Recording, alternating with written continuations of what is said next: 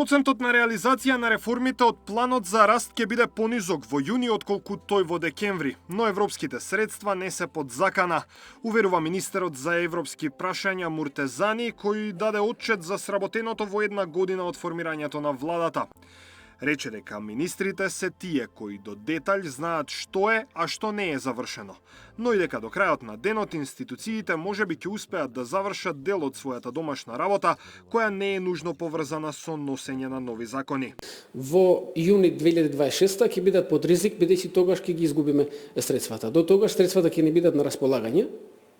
Откако ќе помине формално извештајот и ќе имаме појасна слика, ние со премиерот на тематски седници редовно го следиме процесот на имплементација, ќе видиме кои се причините, ако е нешто каде што може владата да интервенира, да се забрза, секако дека тоа ќе го направиме. Прво да видиме што ќе се постигне, за тоа што нема да се постигне, кои се причините, и после секако доколку доаѓа до губење на средствата, секако дека ќе видиме што може да се направи.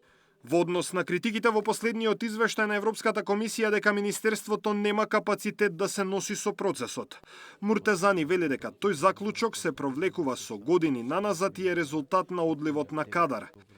Затоа најави нови вработувања во Министерството за европски прашања, но и унапредувања на, како што вели, сите професионални кадри кои што десетина години се на истите позиции. Говорејќи за бугарското вето, министерот за европски прашања вели дека владата се обидува да спречи билатерализација на прашањата поврзани со Бугарија. Според него, не смее да се дозволи унилатерален став на Софија да стане став и на Европската Унија.